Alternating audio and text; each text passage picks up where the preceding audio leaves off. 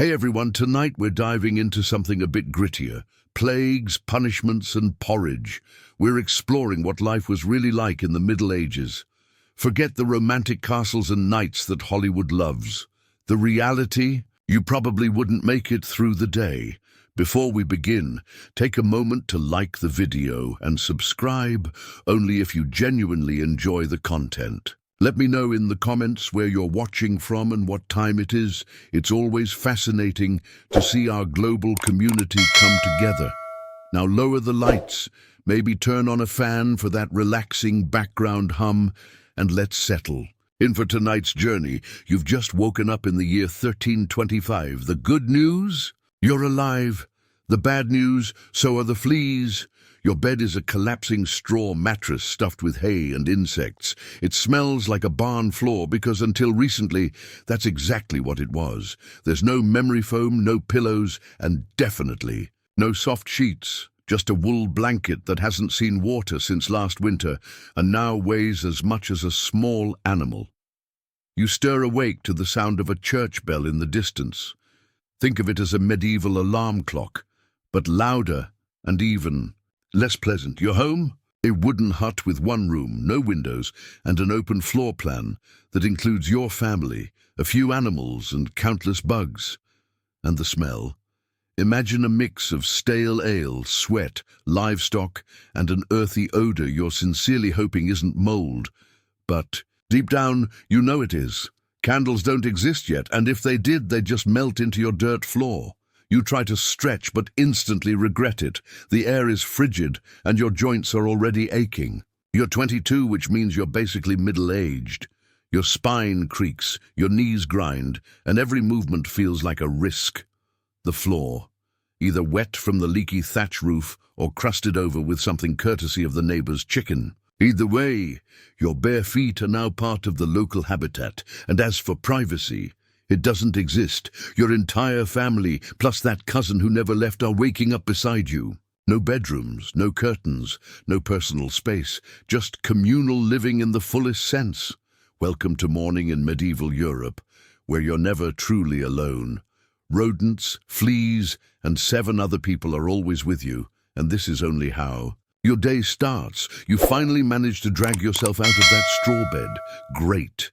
Now nature is calling, and it's not whispering, it's yelling. Here's where you'll start to miss the modern bathroom. There's no toilet, no seat, no toilet paper, and certainly no flush. You won't even find a resentful old plunger in the corner. In the 14th century, answering nature's call is a challenge, equal parts awkward, public, and unsanitary. If you're a peasant, your toilet is probably a wooden bucket behind the house. It's already full because Uncle Wolfstan had a rough night with some bad turnips. The smell is biblical. You hold your breath, do what needs doing, and then you throw it into the street. Yes, really. You're supposed to yell something like, "Gardez-vous," Old French for watch out below. But let's be honest, nobody moves fast enough. Medieval streets are open sewers, rivers of human waste, animal droppings, and fluids you'd rather not identify. If your town has public latrines, you're lucky. But now you're sitting shoulder to shoulder with strangers in an airless wooden shack where privacy doesn't exist and the smell never leaves. Toilet paper? Never heard of it. Most people use straw, rags, moss, or, if they're feeling fancy, a piece of wool. Sometimes, nothing. That might explain why handshakes weren't all that popular. Living in a castle doesn't improve things much, sure. You might have a garderobe, a hole in the wall that drops waste into the moat, but that same moat can be a point of entry for enemies. Yes, attackers really did climb in through the waste chute. So no matter your rank, relieving yourself is cold, humiliating, and gross. One wrong step on a wet stone, and you're face down in last night's leftovers, and you still haven't brushed your teeth, but we'll get to that. You survived the bathroom ordeal. Maybe you're thinking breakfast will make things better. Think again. There's no comforting meal waiting for you. No eggs, no coffee, no toast of any kind. You sit or squat by the fire and eat from a wooden bowl filled with something thick and brown. This is your daily dose of pottage. Pottage is a mushy stew, made from whatever was lying around. Grains, root veggies, maybe beans if you're lucky. It's been simmering in the same pot for days, sometimes weeks. Fresh ingredients are just added in. It's less a recipe, more a constantly evolving mystery meal. On the side, a chunk of bread so hard it could stop an arrow. Made from rough flour, often stretched with sawdust, ground acorns, or whatever else was cheap. You don't slice this bread, you battle it. What about drinks? You're not sipping coffee or juice, you're drinking beer at 6 a.m. Why? Because water is unsafe. It's full of parasites and filth. The ale is weak, low in alcohol, but safe enough to keep you alive. Even kids drink it, not because they want to, but because the alternatives are worse. Meat? Rare unless it's a holiday, or your landlord is in a generous mood. Cheese? Only occasionally. Fresh fruit? When in season. Spices? A fantasy for kings. Pepper alone costs more than most people. Make in a month. Salt is so valuable, it's often locked away. So you eat your gritty bread, drink your thin beer, and try not to think about what might have visited your bowl during the night. Breakfast doesn't fuel you. It just happens.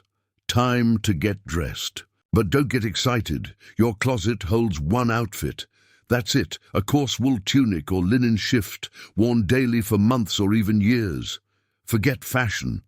Clothes are worn until they fall apart or cause a rash. Underwear is optional. If you're lucky, you've got a linen underlayer. If not, it's rough wool all the way down. And clean, not a chance. No laundry machines, no soap, no detergent, just grime and sweat baked into the fabric. Washing clothes means hauling water from a river or well, heating it, scrubbing with ashes, and hoping for sunlight. Shoes, if you have any, are stiff leather stitched together like an afterthought. Most people go barefoot, through mud, manure, sharp rocks, and disease-ridden puddles. Your skin suffers constantly. Itching is a way of life. Fleas, lice, and bedbugs are everywhere, on nobles, monks, and children alike. You'll be scratching during casual conversation, and nobody will bat an eye. Develop a rash? Too bad. No doctor, no ointment, no advice. Just tough it out. If it doesn't turn into an infection, congratulations. You've earned yourself a 6-month companion. Now that you're dressed in damp wool and crawling with bugs, it's time to face the day and flash that morning smile, or don't. Smiling in the Middle Ages is a gamble, not emotionally, but dentally. There's no toothbrush, no toothpaste, no floss, and certainly no mouthwash. Oral hygiene isn't a thing. Some people chew on sticks or rinse with vinegar or wine, but mostly, your teeth are left to fend for themselves, and it shows. By your 20s, your mouth looks like a haunted ruin. Cavities are common, gums are inflamed, and the brown stains, that's decay. Sugar is becoming more available among the wealthy, imported at high cost and used sparingly. If you're rich, congrats.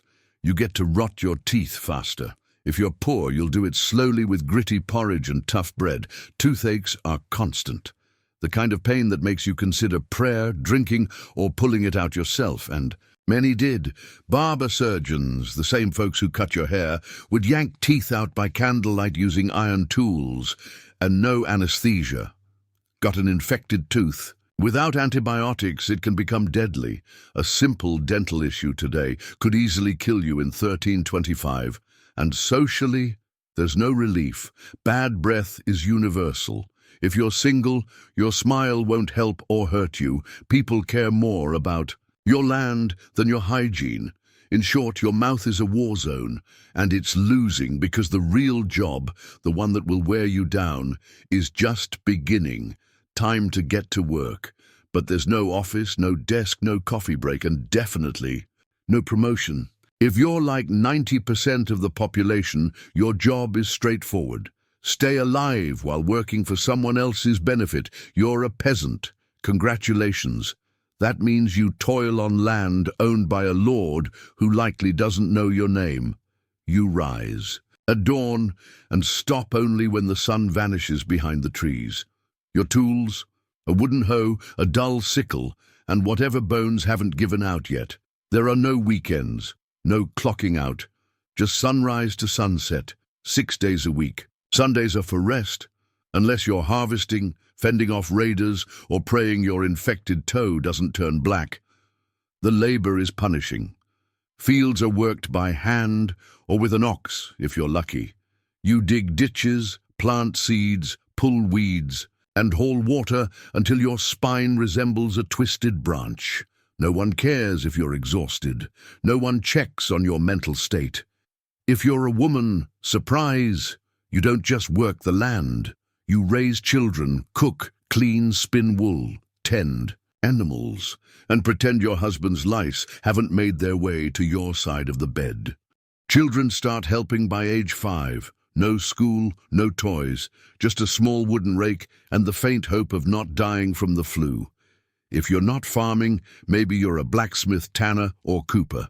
That's better. If you enjoy heat, chemicals, and animal parts in unventilated sheds. The pay, basic survival. The perks, occasional bleeding. Break a bone. Tough luck. Catch a fever. Drink warm beer and keep moving. You can't stop, not even for a day. Because if you don't work, you don't eat. And if you don't eat, someone else takes your place. So you grip your shovel, ignore the blisters, and keep going. Because in the Middle Ages, your job isn't a career. It's a slow, grueling endurance test. Now that your back's on fire from a day in the fields, let's talk about the weather. In the Middle Ages, the seasons don't bring variety. They bring new forms of punishment. Let's start with winter. No insulation, no central heating. Just drafty wooden walls with gaps wide enough to toss a chicken through. Windows, covered with cloth, not glass. The hearth provides some heat. If you have firewood, which is expensive, and in many forests, illegal to collect. Yes, you could be executed for picking the wrong stick. You wrap yourself in your one damp wool tunic and huddle near fading embers, waking with a frozen nose. Your feet stay cold and wet. Your hands, so stiff they feel like medieval popsicles. Frostbite isn't diagnosed, it's just called bad luck. Now fast forward to summer. Sounds better? It's not. Your home becomes a clay oven. No fans, no breeze, no deodorant. You sweat through your clothes but can't remove them. Modesty matters. And so does avoiding sunburn, bug bites, and public shame. Flies swarm your unwashed body and the goat stew fermenting in the corner. Mosquitoes buzz as you try to sleep. Assuming your neighbors shouting or their babies crying doesn't keep you up. In the fields, the sun scorches you. No sunscreen, no hat, unless you weave one from straw like a desperate scarecrow. You still have to work. Heat stroke is just a bad turn. So whether you're trembling in your hovel, wondering if your toes will survive the season, or drenched in sweat with chafed thighs, one thing stays the same. Your clothes itch, your food's awful, and there's always more work ahead. Welcome to medieval climate control. There isn't any. Feeling thirsty? Want to rinse your face? Too bad. In the Middle Ages, water isn't refreshing, it's dangerous. Let's start with drinking. That clear, bubbling stream looks clean, like something from a fantasy novel. But up the river, someone dumped a chamber pot, or a dead pig, or both. Each sip contains bacteria, parasites, and the full microbial force of medieval Europe. That's why people drank beer, even children, not because they were partying, but because it was safer. Boiling water during brewing killed most of the germs. Wine was an option for the rich or those unbothered by starting the day tipsy. And bathing. In theory, yes. In reality, not really. Back then, people believed that bathing opened your pores and let disease in, so going unwashed was thought to be protective. Communal bathhouses existed, but quickly gained reputations for gossip, scandal, and other extracurriculars, so the church stepped in and shut many down. If you still wanted to bathe, it was a whole process. Fetch water from the well, boil it. Over a fire, fill a leaking wooden tub, then hope no one used it before or after you. Rainwater was collected in open barrels, ideal breeding grounds for birds, insects, and moss. not exactly spa material. So whether it's going in your mouth, on your body, or onto your crops, water in the Middle Ages wasn't life-giving. It was a gamble. One wrong sip, and you're sweating in bed, stomach churning, wondering where it all went wrong. Next time you drink tap water, raise a glass to your ancestors. They didn't get hydration without hazard, so maybe you avoided the water, maybe you just stubbed your toe. Either way, you're sick. You need a doctor. Too bad you live in the Middle Ages, where medicine is half theology, half guesswork. First, the diagnosis. No matter what's wrong, cough, rash, broken limb, or the plague, it's blamed on your humours. Blood, phlegm, yellow bile, and black bile. Your health depends on keeping these in balance, like some internal soup. Got a fever? Too much blood. Time for bloodletting, draining your veins with a dull blade or a leech. Often done by a barber. Yes, the same person who cuts your hair.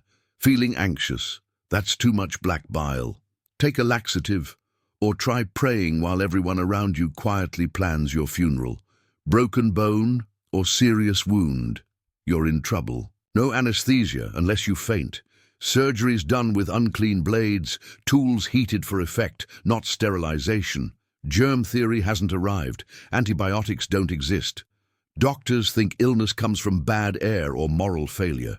Got a stomachache? Must have had sinful thoughts. If you get worse, expect more leeches, crush beetles, and maybe a priest administering last rites, just in case. If you recover, it's a miracle. The doctor takes the credit. The leech gets promoted. In the Middle Ages, medicine isn't about healing. It's about surviving the cure. After a day of toil, lice, and leeches, you finally get to eat. You shuffle back to your hovel, stomach growling, hoping for one comfort left, a hot meal. Bad news. Your food might kill you. Let's start with preservation. No fridge, no freezer, just salt, smoke, or winter air. Meat, if you're lucky to have any, hangs for days, covered in flies and soaked in questionable brine, possibly shared with rats. Bread is your main staple, but in poor harvests, it's padded with bark, sawdust, even clay. During rye season, you might get ergot, a fungus that causes convulsions, hallucinations, and sometimes death. It's like eating moldy bread laced with LSD. Vegetables are seasonal, and the most common? Turnips, boiled, mashed, or floating in pottage, a stew simmering since your grandfather's funeral, fruits rare and spoils fast. Sugar is expensive, reserved for the rich who flaunt their blackened teeth. Dairy, risky, milk spoils fast. Butter and cheese last longer but carry bacteria, people eat them anyway. The alternative? Chewing old leather. Seasonings like pepper or cinnamon, pricier than gold. Your flavor options, onions, maybe salt. And mostly, despair. Food isn't just dangerous, it's political. Game animals belong to the Lord. Caught poaching, you could be fined, jailed, or hanged. So you sit by the fire, eating grey stew, knowing every bite is a gamble, but you eat anyway. Because in the Middle Ages, food doesn't nourish, it tests you. Evening falls. You've worked. You've suffered. You've maybe digested. Now what? Don't relax. God is watching. So is the priest. And so is your neighbor Agnes, who will absolutely report you if you skip Mass. In medieval Europe, religion isn't just part of life. It is life. The church controls your calendar, your laws, your education, if you can read, your birth, marriage, and death. Think of it as your spiritual landlord. And your rent is always overdue. Your day is structured by church bells, morning, noon, and a night, not because it helps with timekeeping, but because your soul is on the clock. People need reminders, because missing prayer. That's a sin. Forget to bow. Sin. Eat meat on a Friday. Sin. Dream about your neighbor's wife. Double sin. And yes, hell is absolutely real, vividly described by priests in lurid detail, rivers of fire, boiling blood, pitchfork-wielding demons, and endless screaming.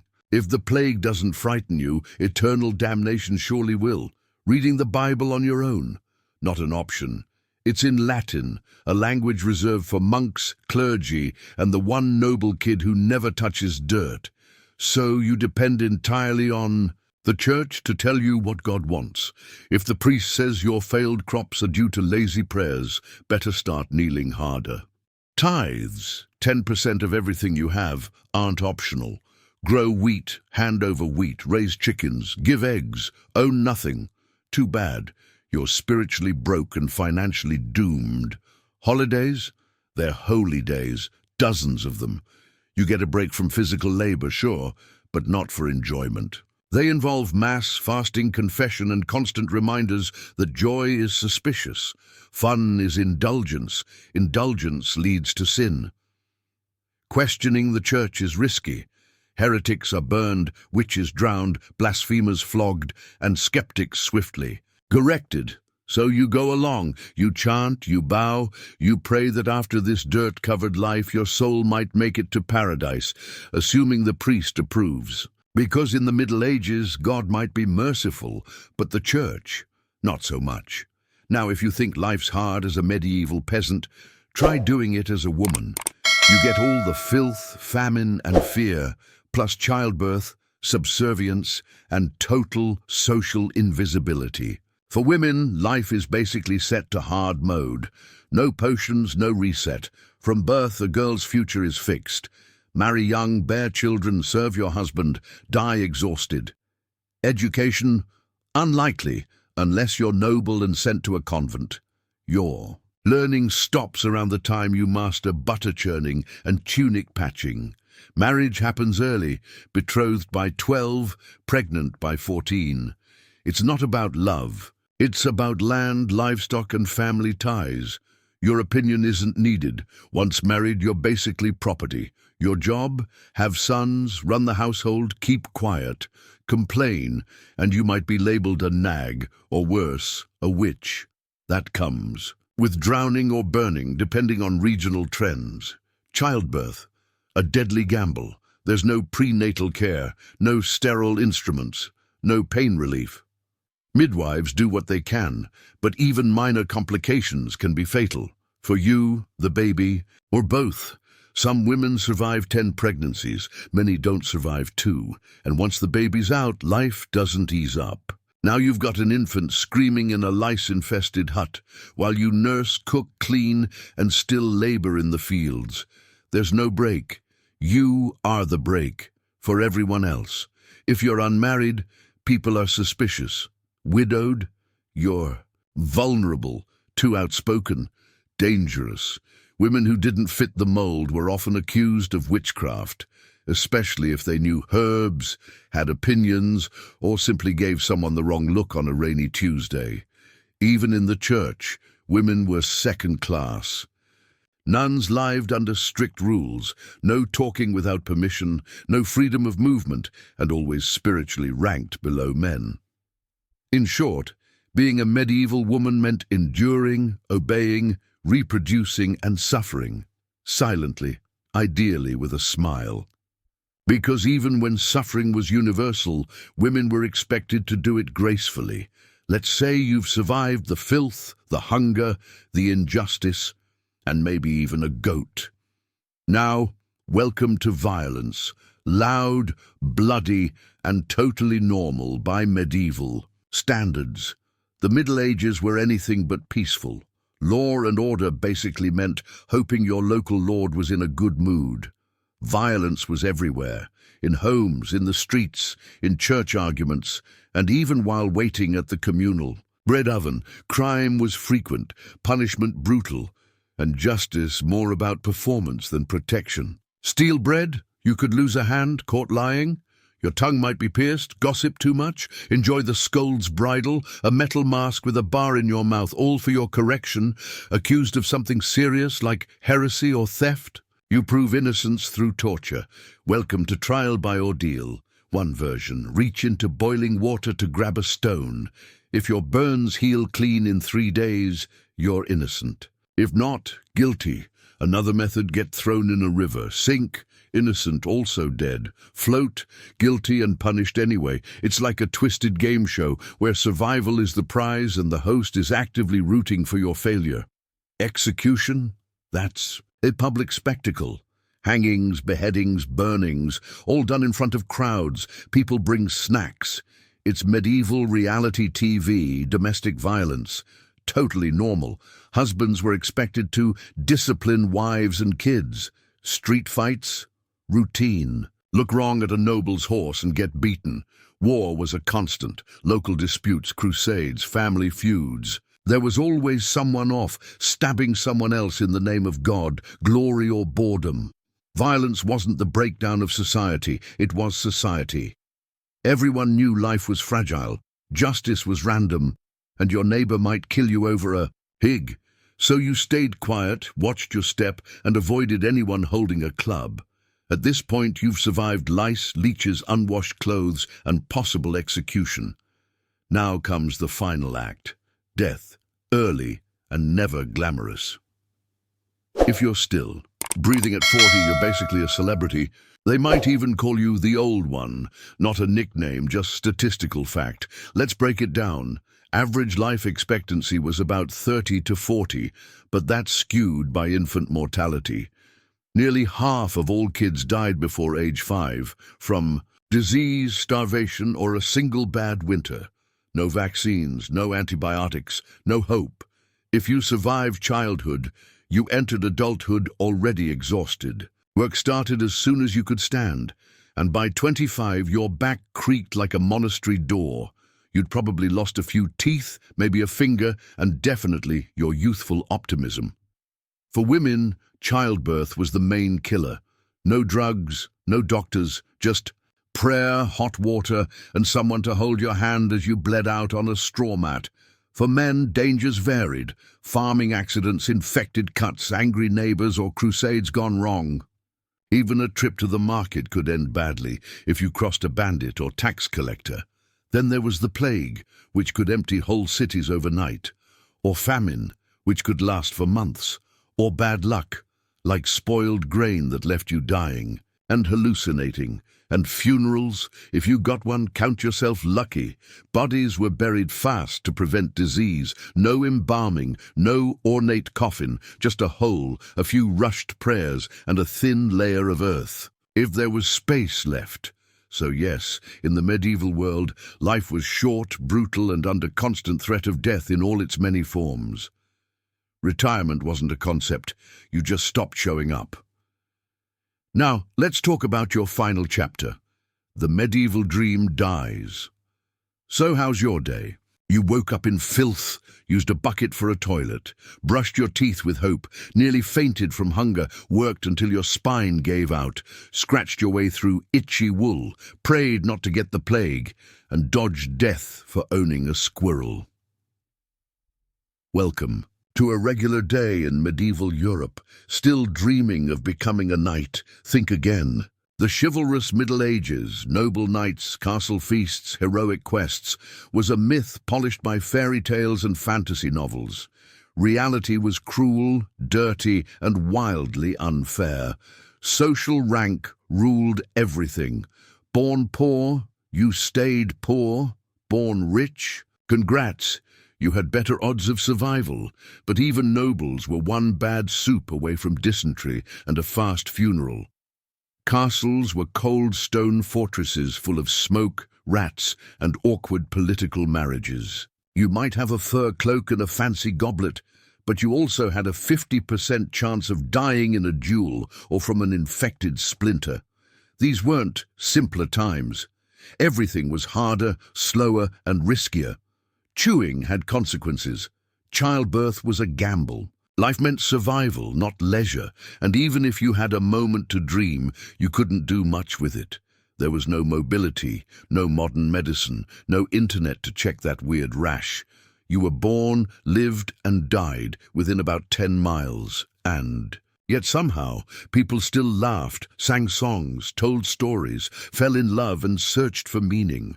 Not because life was kind, but because humans are stubborn like that. Even in darkness, they carved out moments of light.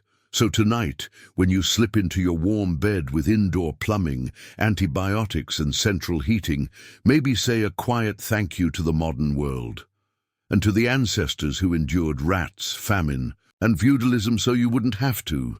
Catherine the Great, from pawn to empress, Sophie had something no royal title could offer: sharp intellect, magnetic charm, and a quiet, unwavering ambition.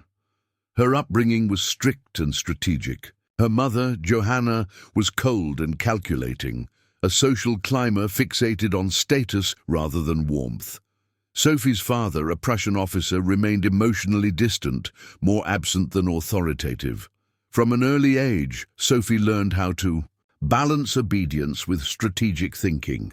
She read constantly, became fluent in several languages, and developed the ability to read a room before ever speaking, a skill set that would soon become essential in one of Europe's most ruthless courts. When Russian Empress Elizabeth Petrovna began searching for a bride for her heir, Grand Duke Peter, she looked beyond Russia's borders. Peter, of German descent himself, was thought to be more easily influenced by a foreign-born wife, preferably someone grateful, modest, and malleable. Sophie was a perfect match: noble lineage, Lutheran upbringing, soon to be renounced, and a reputation for grace and humility. At just 14, Sophie was summoned to Russia. She arrived in the icy capital of St. Petersburg in 1744, dressed in thin German fabric and wearing a diplomatic smile. Her mother moved her forward like a piece in a larger game, but Sophie had her own plans. To be accepted in Russian society, Sophie converted to Orthodoxy and adopted the name Ekaterina, Catherine. The ceremony was symbolic and transformative. It wasn't just a religious change, it was a decisive break from her past. No one watching that quiet teenage girl in her fur-trimmed coat could have foreseen the revolution, betrayal, enlightenment, and empire that would follow. From the moment she entered the Russian court, she stopped being a pawn and started preparing to be queen. Catherine's marriage to Grand Duke Peter was designed to secure her place in the royal family. But from the outset, it felt more like a... In 1762, after nearly 20 years of quiet maneuvering, Catherine took her chance. Empress Elizabeth had died. Peter, now Peter III, became Tsar, but his reign quickly unraveled. Within months, he offended the church, alienated the nobility, and insulted the military. His praise for Prussia, Russia's longtime enemy, only deepened the court's unease. He reversed policies, embarrassed religious leaders, and openly discussed divorcing Catherine to marry his mistress. The court turned cold. The army, many of whom supported Catherine, began to stir. Ordinary Russians saw Peter as a foreign outsider who disrespected their culture. Catherine saw the moment and acted. In July of that year, while Peter was at his summer estate, she launched a bloodless coup. Backed by military officers, among them her lover Grigory Orlov and his powerful brothers, she rode through St. Petersburg in full regalia. She was declared Empress Catherine II and gained the support of the Imperial Guard. Peter, unprepared and isolated, surrendered within days. He was arrested and later found dead under unclear circumstances. Officially, it was attributed to illness. Unofficially, it was almost certainly murder. Catherine was now empress by strategy, resolve, and daring. A foreign-born woman had claimed the Russian throne without a single battle. But her real test had only begun. She had to turn her bold power grab into a lasting legacy. Could she win over the people? Would the nobles accept her? Could she hold the empire together without suffering the fate of her husband? Catherine understood that power gained through intrigue could be lost just as easily. To succeed, she needed to govern not as a schemer, but as a leader. Thus began her evolution, from cautious court strategist to reformist monarch, one who would reshape borders, embrace new ideas, and redefine the role of a woman in power. Once she had the crown, Catherine could have stopped there.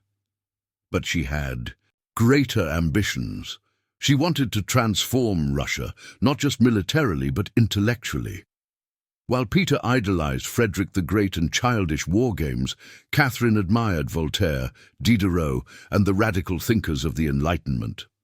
She believed in reason, education, and progress, even while ruling with absolute authority. She didn't just read Enlightenment thought, she lived it. She wrote to Voltaire for over 15 years, praising him while defending her autocracy.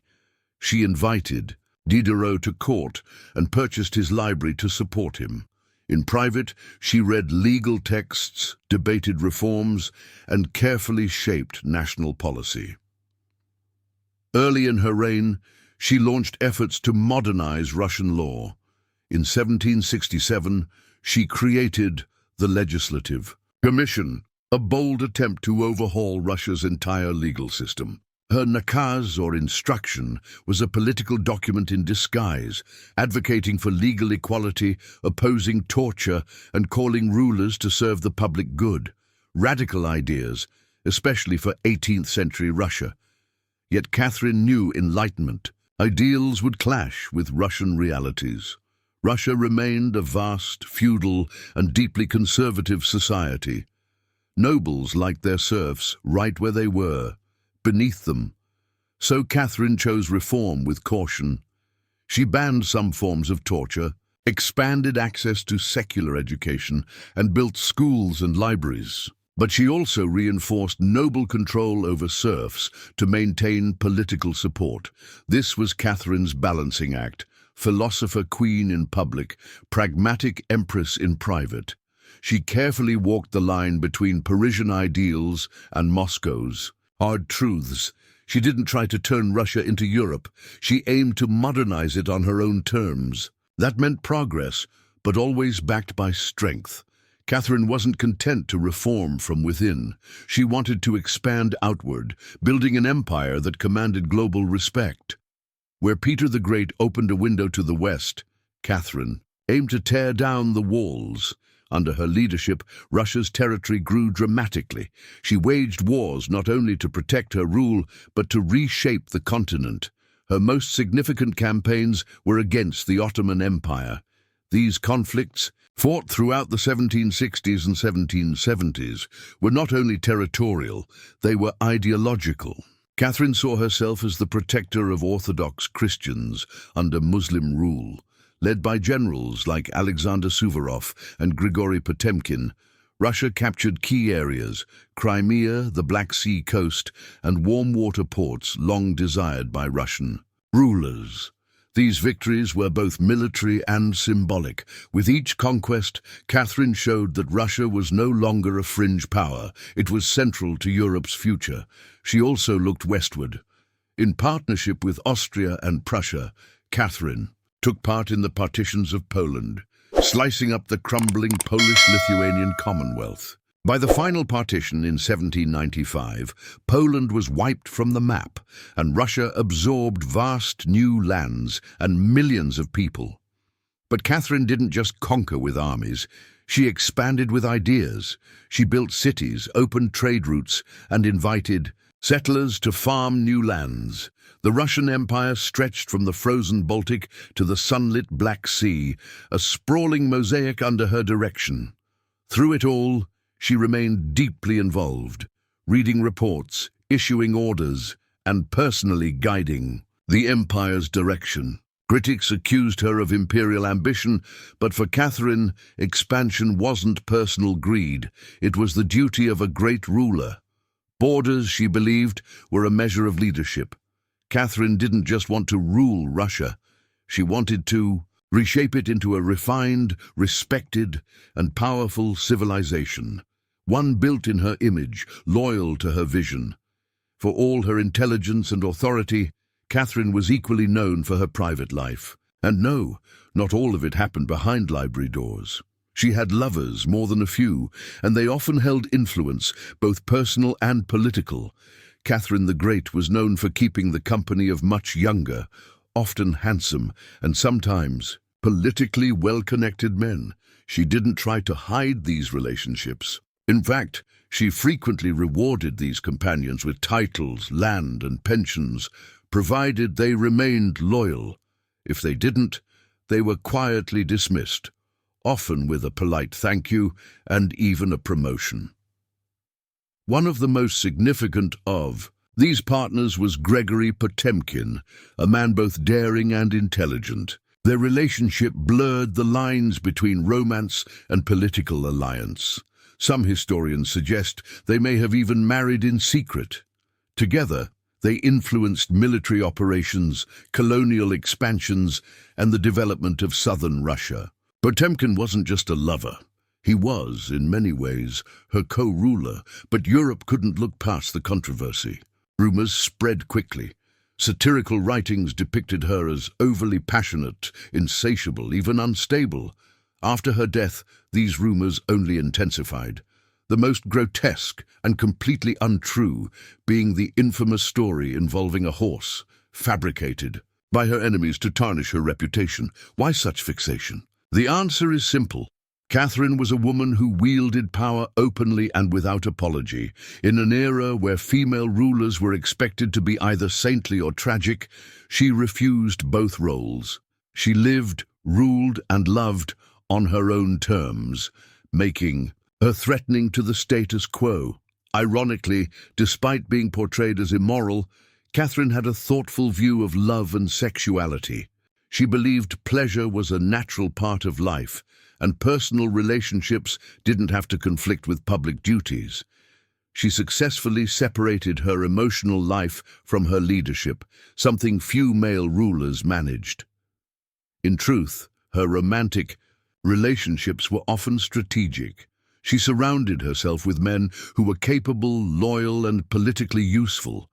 When their usefulness faded, she released them, often with grace and generous pensions.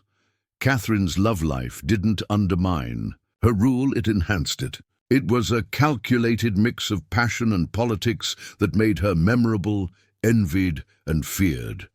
However, her reign wasn't without danger. In 1773, that threat came in the form of Yemelyan Pugachev, a bearded Cossack who sparked one of the largest revolts in Russian history. He wasn't just another rebel. Pugachev claimed to be Peter III, Catherine's dead husband, saying he'd survived the coup and returned to reclaim the throne. The claim was absurd. Peter was long dead. But for Russia's poor and oppressed, facts didn't matter. Pugachev promised freedom, lower taxes, and land for the people. His words ignited the Volga region, particularly among peasants, Cossacks, and old believers. At a time when the divide between nobles and serfs was severe, his promises sounded like salvation. What followed was the largest peasant uprising in Russian history. Towns fell, fortresses were overtaken, nobles were killed. For a moment, it seemed like the empire might fall apart. Catherine was deeply unsettled. This wasn't a foreign enemy she could defeat through cavalry and diplomacy. It was an internal rebellion against her rule, yet she didn't freeze. She responded quickly, sending her professional army to crush the revolt with force. By 1774, Pugachev's forces were defeated. He was paraded in a metal cage and eventually beheaded in Moscow, a brutal reminder to others. After the rebellion, Catherine doubled down on control. Her earlier hope of freeing the serfs faded into silence. The uprising had revealed the limits of Enlightenment ideals in a country still bound by feudalism.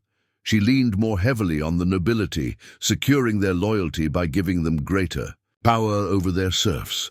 This was a turning point. The empress who once quoted Voltaire now prioritized order over ideals. Reforms became cautious, surveillance intensified. Even whispers of rebellion were to be silenced immediately. Pugachev was gone, but the threat he represented lingered. He left behind a warning Catherine would never forget. Power built on inequality can only hold for so long before I. Yet Catherine brought ambition and consistency. She knew that power wasn't inherited, it was earned, maintained, and constantly defended. She ruled not by divine right, but by intelligence, calculation, and determination. She was called many things: manipulator, reformer, autocrat, seductress. But above all, she was effective. When she died in 1796, Russia was wealthier, stronger, and more respected than it had been in centuries. She left behind a stable throne, an enlarged empire, and a legend that would echo through history. Catherine didn't just wear the crown, she redefined what it meant to deserve one. At her core, Catherine was a woman in a world built for men, yet she reshaped it in her image. Behind the portraits and proclamations was someone acutely aware of how fragile her position truly was. She wasn't born Russian. She came to power through a coup, and she ruled an empire that didn't want a woman at its helm. Still, she didn't just survive. She thrived. Catherine wasn't content to be a figurehead. She read constantly, wrote extensively, and never stopped learning. Her daily routine was rigorous, reading reports, writing policy, managing a complex court, and corresponding with world leaders. She didn't just sit on the throne, she worked it like someone born to rule. Yet despite being surrounded by advisors, lovers, and artists, Catherine often felt isolated. In her memoirs, she confided how few people she truly trusted. She kept her son Paul at a distance, fearing he would unravel everything she had built. Her most meaningful bond with Potemkin eventually became a deep friendship, but his death in 1791 left a lasting pain. Catherine managed her public image with precision. She knew the importance of storytelling and mastered it. She presented herself as the mother of the Russian people, a warrior empress, and a patron of the arts. But behind those titles was a woman who had endured betrayal, scandal, and rebellion, and kept moving forward. When she died in 1796, she left behind a transformed empire and lingering questions. Could she have gone further to end serfdom? Did she compromise her ideals for stability? Was she more reformer or ruler? History calls her the Great, a title she never claimed for herself. Not because she was perfect or just, but because she seized power and held it in a world where women weren't supposed to have any. She didn't simply wear the crown, she reimagined what it meant to rule. Deep in the Chiapas jungle of southern Mexico, the ruins of Palenque whisper stories from the ancient Maya. Towering temples rise above. The trees, their stone faces worn by time but still filled with secrets. In 1994, one such secret emerged. A team of Mexican archaeologists led by Fanny Lopez Jimenez was studying Temple 13, a modest pyramid next to the famed Temple of the Inscriptions, the tomb of King Pakal the Great. Temple 13 wasn't expected to hold much, but then they found something unusual, a hidden, sealed chamber beneath the structure. It hadn't been looted. It was untouched. When they broke through and descended, they found a stone coffin, undisturbed for centuries. Inside, a cloud of red dust rose, brilliant, almost shocking in color. The air was thick. The tomb was covered in cinnabar powder, a red mercury sulfide used in Maya rituals. Lying within the dust was the skeleton of a woman. Her bones were delicate but well preserved. Her face was still adorned with a jade mask. Around her were necklaces, diadems, and ear ornaments, crafted from jade and shell. Everything about the burial suggested royalty. Yet her name was missing. No inscriptions identified her. It became one of the richest female burials ever discovered in Mesoamerica, and yet she remained a mystery. Who was she? A queen? A priestess? Pakal's wife? Researchers began calling her the Red Queen. The name stayed. Even with modern tools, her identity remains uncertain. She lived around the 7th century, during Palenque's golden age. Unlike most Maya tombs, hers was isolated and hidden, intentionally so. This burial wasn't just ceremonial, it was spiritual. She wasn't meant to be remembered by name, but through ritual, color, and mystery.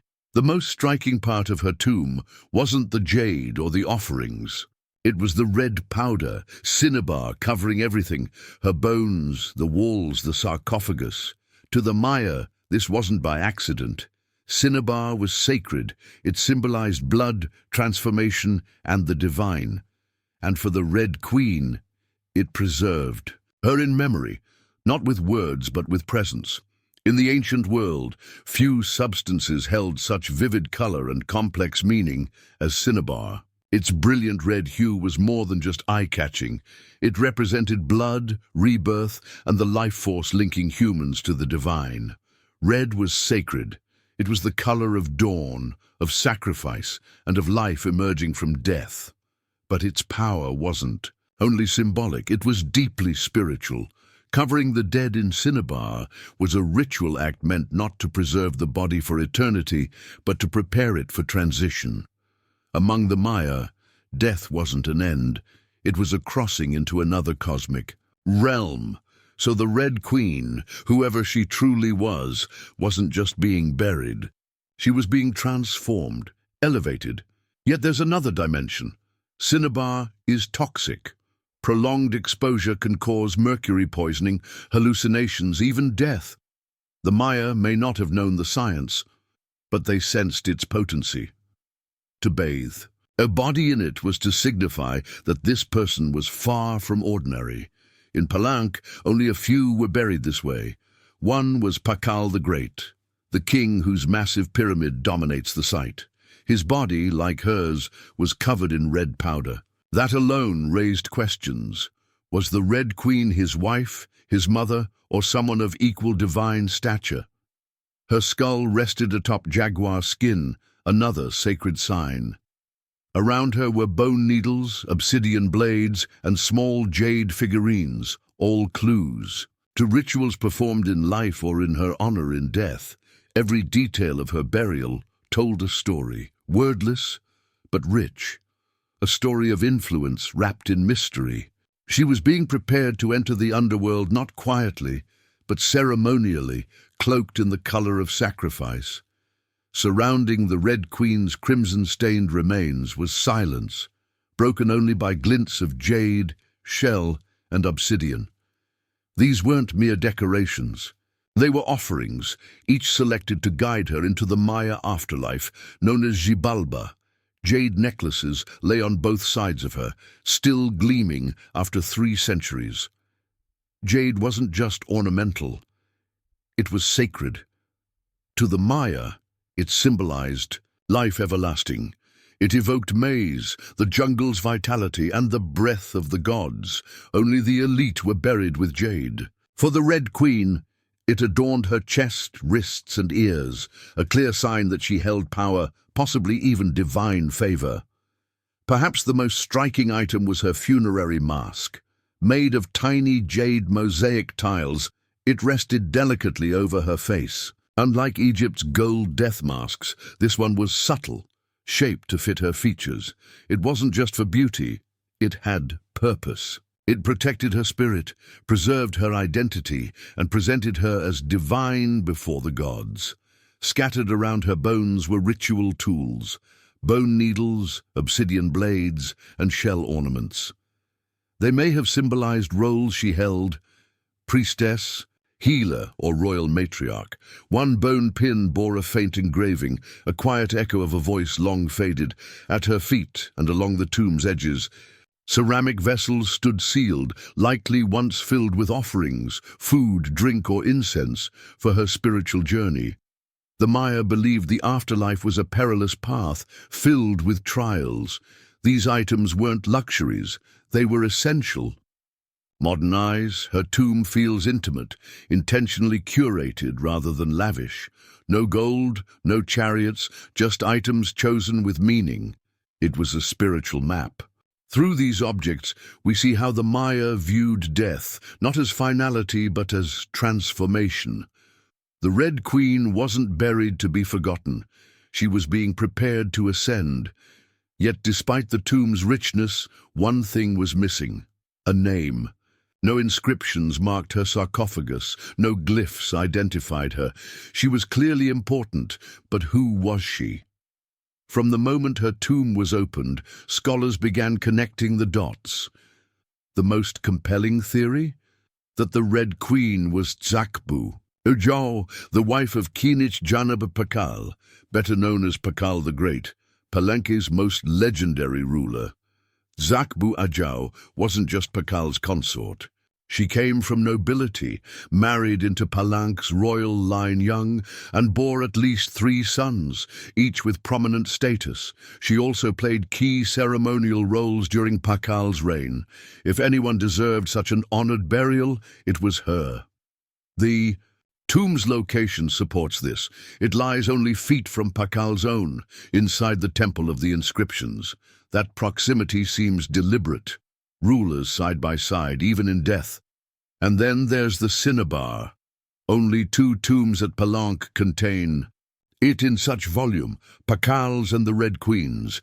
That can't be coincidence, but the mystery lingers. DNA testing was performed on both sets of remains to confirm their connection. The results were inconclusive. Her bones showed no maternal link to Pakal, but that doesn't exclude a spousal relationship. Marriage isn't about shared blood. Some scholars suggest she could have been Sakuk, Pakal's powerful mother who ruled before he came of age. Others think she may have been a high-ranking priestess, a sister, or another royal ancestor whose name has been lost. Still, the strongest case remains for Zakbu Ajao, a queen by title, mother of kings, and Pakal's spiritual counterpart. Perhaps the absence of a name wasn't accidental. In Maya belief, the soul lives on not through inscriptions, but through ritual, symbol, and the earth's quiet memory. And so, the Red Queen remains, hovering between history and legend. A woman of power, remembered not in stone, but in scarlet. And silence. To understand her legacy, we must understand the world she came from, Maya women, especially. By the time the Spanish arrived, much of that legacy had faded. Colonial narratives painted native women as passive, sidelined. But the archaeological record reveals something else. An intricate social system where power was shared, earned, and often female. This broader context reshapes how we view the Red Queen. She may not have ruled by name, but her burial, rich, symbolic, and beside Pakal, shows she was central to the kingdom. Her jade mask was no mere ornament. It symbolized identity, status, and divine protection. Her bloodline may have been the very foundation of Palenque's royal continuity. In Maya culture, a queen wasn't just a consort. She was the keeper of sacred legacy, a voice in sacred rites, and a bridge between the gods and the mortal world. She may be nameless, but she was never without a voice. The Red Queen wasn't only buried with treasures.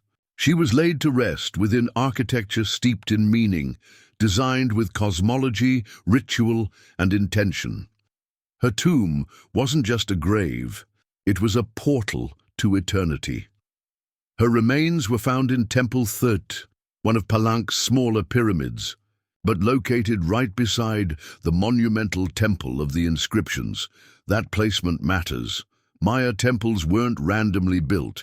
Their layout followed sacred patterns, guided by astronomy, mythology, and dynastic history. Temple Thede isn't as grand as its neighbor, but it held something more personal, a sealed crypt, untouched for centuries, preserved in silence. Hidden deep inside, reachable only by a steep staircase, her tomb felt like a ritual descent into the underworld. The chamber is unadorned, cut stone walls sealed for over 1,300 years.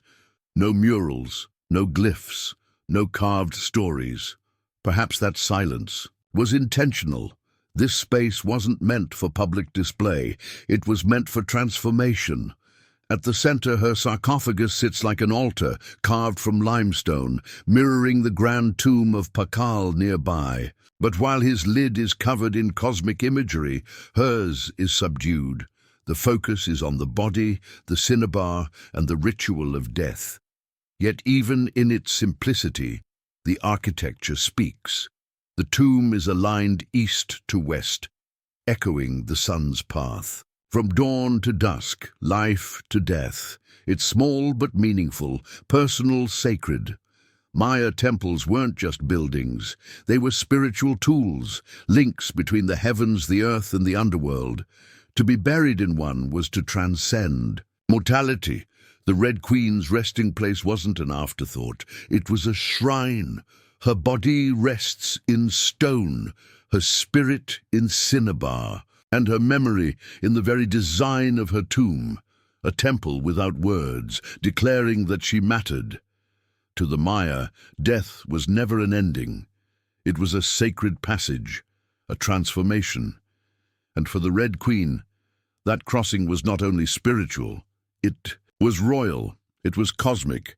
Burial in ancient Maya culture was a solemn, sacred ritual, rich in symbolism and deeply rooted in myth. These ceremonies weren't just farewells. They were spiritual roadmaps, guiding the soul through the dangerous layers of the underworld. According to Maya texts and imagery, Xibalba wasn't a peaceful resting place. It was a realm of darkness, blood-filled rivers, terrifying trials, and deities of death. Only those who had been properly buried, ritually prepared, and spiritually equipped could navigate this journey successfully. The Red Queen's burial reflects this belief. She was laid to rest encased in stone, wrapped in cinnabar, and surrounded by valuable offerings, clearly marking her elite status, but the contents of her tomb reveal even more. Bone needles and obsidian blades suggest acts of auto-sacrifice, possibly rituals she performed during life, or ones reenacted at death to empower her spirit. Her jade mosaic funerary mask was not mere decoration. In Maya cosmology, the face mirrored the soul, and for the soul to be recognized by the gods, it needed a face. This mask may have preserved her spiritual identity as she moved into the afterlife. The ceramic vessels placed around her may have held items like chocolate, maize water or pulque, offerings to nourish her in the next world. Other artifacts, stingray spines or shell trumpets, could have served ritual purposes, acting as spiritual tools or calls to the gods. For the Maya, burial wasn't just an ending, it was transformation. Death was the seed, the burial, the planting, and the afterlife a form of rebirth. Kings and queens weren't simply rulers, they were divine embodiments. In death, they returned to the spiritual forces they once channeled. The Red Queen, bathed in the color of blood, sealed in a pyramid, and honored with ritual gifts, wasn't being laid to rest as a mortal. She was being reborn as a sacred force, aligned with cosmic order. Her burial was not the closing of a life. It was the beginning of a legacy. Just a few steps away from the Red Queen's tomb lies one of Mesoamerica's most famous burials, that of Kinich Janab Pakal, more commonly known as Pakal the Great. His burial in the Temple of the Inscriptions is renowned for its scale, symbolism, and artistry. But what makes the Red Queen's tomb remarkable is not just its contents, but its location. She was interred in Temple the Feen, directly adjacent to Pakal's monument. In a city like Palenque, where each temple was aligned with celestial principles, such proximity was deliberate. It was a statement carved into the landscape. Scholars believe the Red Queen was likely Pakal's wife, Lady Zakbu Ajau. Her tomb bears no inscriptions, yet its parallels with Pakal's are undeniable, both coated in cinnabar, entombed in pyramids, buried with jade, and treated with reverence. Their funerary rituals echo one another, complementary parts of a greater cosmic story. Pakal's sarcophagus lid shows him descending into the underworld tree, a symbol of death and rebirth. The Red Queen's tomb lacks similar imagery, but its symbolism is implicit in its context.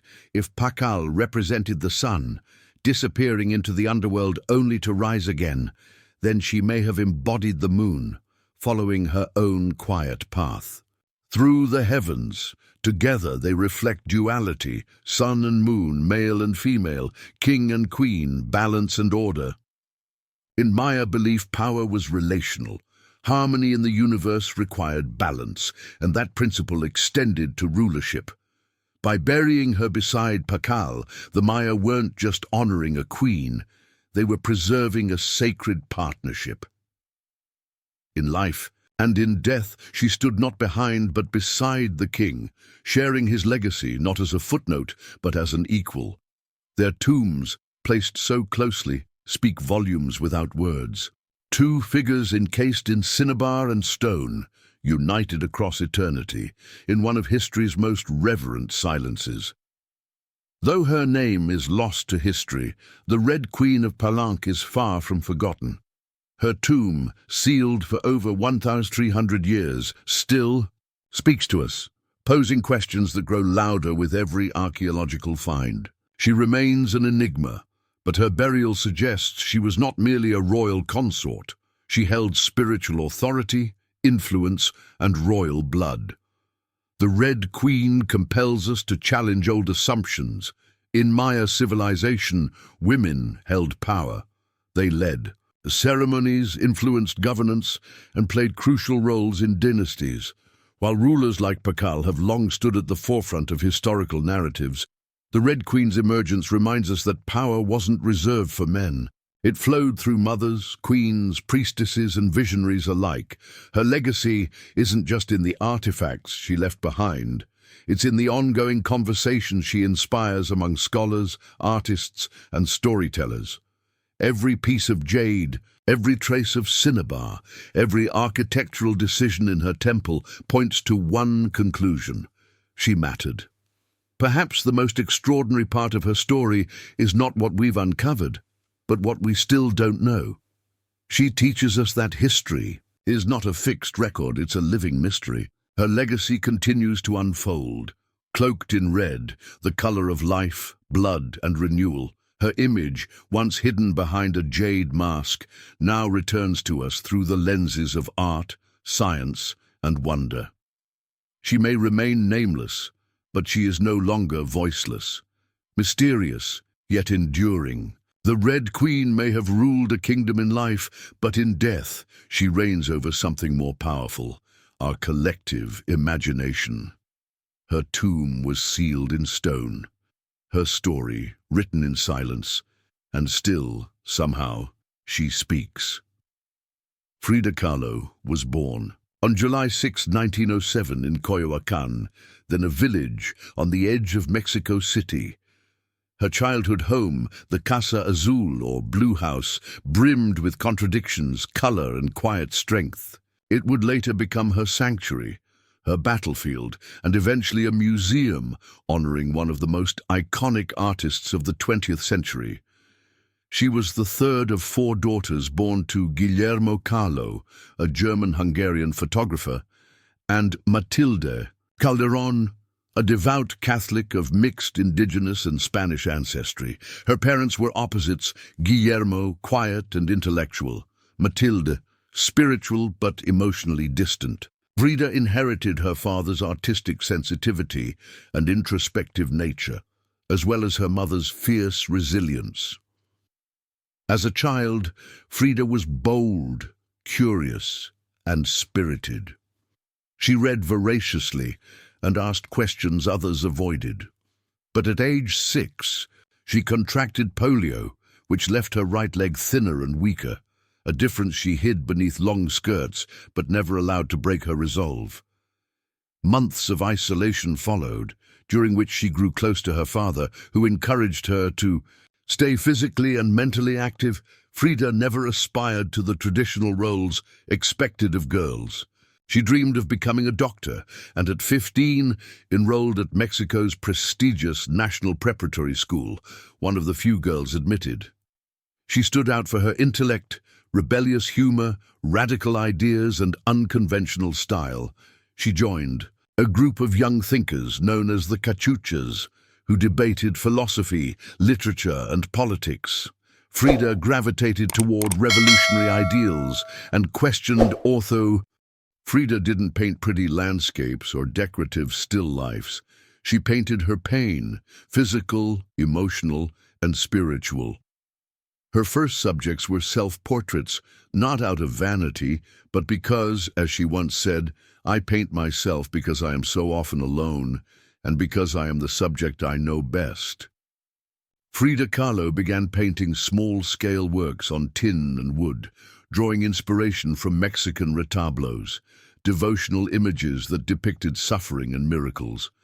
But instead of saints, Frida turned the lens inward. Her body became her canvas, her emotions the sacred offering. She portrayed herself as broken, pierced, and bleeding. In one image, nails cover her body like a martyr.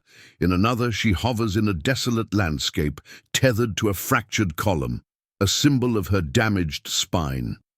Her self-portraits showed her weeping, fragmented, even decapitated. Yet she was never portrayed as passive. Always alert, always watching, her depiction of trauma wasn't softened. She rendered her pain with brutal honesty, yet with beauty, wit, and rebellion.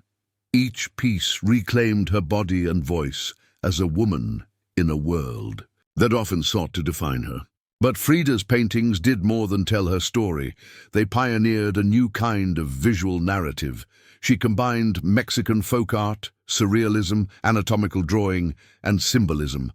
Her work became a dreamlike dissection of her soul, infused with color, culture, and myth. By the time she could walk again, though painfully, she no longer dreamed of becoming a doctor. She was an artist, one whose work defied all precedent. She transformed her greatest tragedy into creative power. Frida didn't just portray suffering, she demanded the world see it. Through her art, she made pain a sacred act of expression. In 1928, still healing and only 21 years old, Frida met the man who would shape her life more than anyone else, Diego Rivera. 20 years her senior and already Mexico's most famous painter, Rivera was a towering figure in both reputation and physical presence. Known for his expansive, politically charged murals, he had long been admired by Frida. But now, she wanted his opinion. She approached him at the Ministry of Education, interrupting his mural work, and asked directly, "Do I have talent?" He looked at her work and replied, "Yes, and not out of kindness." He recognized her unique voice, raw, sincere, full of irony and emotion. Their relationship quickly grew, intense and complicated. Frida once remarked, "I suffered two serious accidents in my life. One was being hit by a streetcar, the other was Diego." They married in 1929. To outsiders, they seemed an odd pair. Diego, famous, unfaithful, larger than life. Frida, sharp, independent, and already walking with a cane.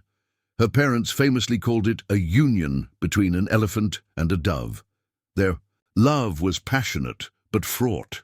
Diego supported Frida's art and encouraged her growth, but his infidelities, most painfully, with her sister Cristina, shattered her. Frida responded with affairs of her own, with both men and women. Rumors included Leon Trotsky and Georgia O'Keeffe. They divorced in 1939, only to remarry a year later, on different terms. This time, Frida kept her independence, her house, her money, her name. Their second marriage was more a partnership, of creativity and mutual recognition than traditional romance. Despite the wounds, Diego remained central in her life.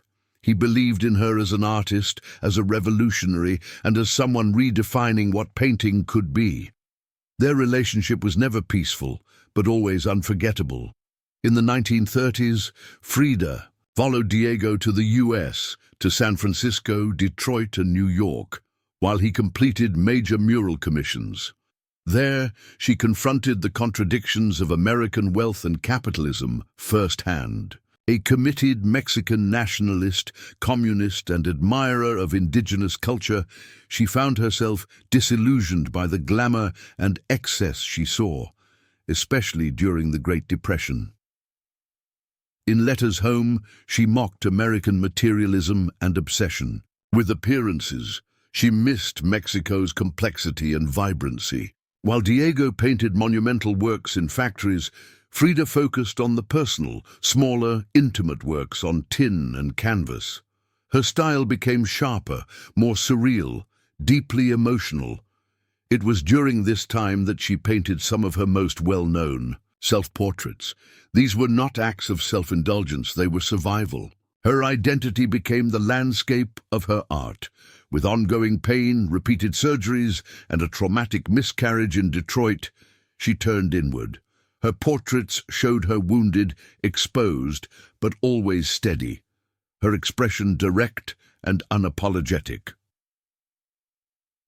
One of her most haunting pieces, Henry Ford Hospital, depicts her crying on a hospital bed, surrounded by floating images of loss, a fetus, medical instruments, a broken pelvis. It was unfiltered, raw, and deeply human, a canvas that bled truth.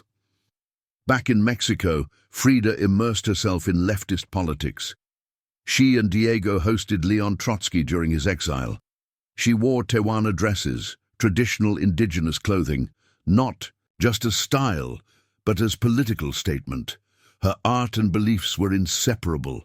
Her body, her identity, and her politics intertwined on every canvas. While Diego painted revolutions on walls, Frida painted their cost, psychological, emotional, physical. She gave face to the toll of upheaval. Through exile and illness, she became more than a painter of pain. She became a symbol of resistance. Returning to Mexico in the late 1930s, Frida was no longer just Rivera's wife.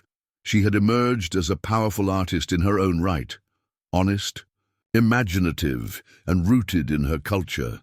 At Casa Azul, her cobalt blue home in Coyoacan, her surroundings became an extension of her spirit. Bright walls, Aztec artifacts, parrots and monkeys in the garden. It was a sanctuary where tradition met rebellion. Here, she painted surrounded by ex-votos, folk art, and revolutionary books. She wore embroidered dresses, adorned her hair with flowers, and worked to the scent of copal and the sounds of mariachi. This was a period of remarkable output. Her paintings grew more complex, symbolic, and political. The two Fridas revealed her inner divide. One dressed in European clothing with a bleeding heart, the other in indigenous garb, composed and resilient.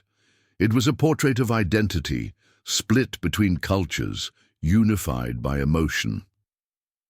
In 1939, she exhibited in Paris, where artists like Picasso, Breton, and Kandinsky praised her originality. But even among surrealists, Frida stood apart. When André Breton tried to claim her as one of their own, she responded, "They thought I was a surrealist, but I wasn't. I never painted dreams, I painted my own reality." Frida painted Mexico, not as fantasy, but as a living, breathing place. Her art pulsed with symbols, skeletons, hummingbirds, hearts, corn, blood. She honored her heritage while exposing its historical violence. Yet even as her creative voice soared, her body continued to fail. Surgery after surgery, chronic infections, and unbearable pain became routine. Yet Frida continued to paint, often in bed, her torso confined in corsets, her fingers gripping the brush. She had returned home not to retreat, but to reclaim her voice, through art, through activism, through relentless honesty. By the 1940s, her health had worsened. Her spine deteriorated, her leg grew infected. She endured over 30 surgeries, many excruciating. She spent months in body casts or immobilized in traction. Still she painted. Her art became darker, more direct. She no longer disguised her suffering. In metaphor, in the broken column, she depicts herself split in two, impaled with nails, her spine replaced by a crumbling column. Her expression is calm, unflinching. Pain was no longer just a subject, it was her companion, her muse. Her political activism also deepened. She joined the Mexican Communist Party, participated in protests, wrote impassioned letters, and condemned injustice. Even when she could no longer walk, she attended rallies in her wheelchair, holding signs, chanting defiantly. In 1953, Frida received her first solo exhibition in Mexico. Too ill to attend, she made a dramatic entrance, arriving by ambulance placed on a hospital bed in the center of the gallery. Adorned in traditional dress, surrounded by her paintings, she greeted guests with tequila and laughter. Her fire, undimmed, her final works were both playful and powerful. In Marxism Will Give Health to the Sick, she paints herself in a steel brace, held by Marx's hands, casting away symbols of oppression. Her last known painting was a still life of watermelons. 1. Slice inscribed Viva la Vida. Even near death, she remained fierce, joyful, and political. Frida Kahlo's last self-portraits weren't just images of herself. They were declarations, revolutionary, unafraid, alive with purpose.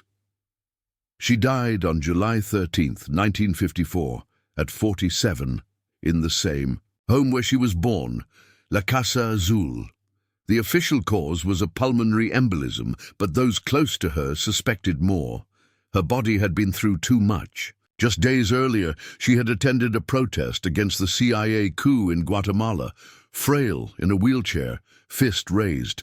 Her last diary entry read, "I hope the exit is joyful, and I hope never to return." Her funeral was held at the Palacio de Bellas Artes, Mexico's most prestigious cultural center. Draped in the red flag of the Communist Party, her body was mourned by artists, friends, and revolutionaries. Diego Rivera, devastated, called her the love of his life, despite the hurt he had caused. But Frida didn't vanish after death. At first, her name lived quietly in art circles, her work hard to classify, too political for surrealists, too experimental for traditionalists. But by the 1970s and 1980s, feminist scholars and activists began to reclaim her legacy. Her voice grew louder. Frida Kahlo had become more than an artist. She was a symbol of pain transformed into beauty, of womanhood reclaimed, of rebellion born from truth.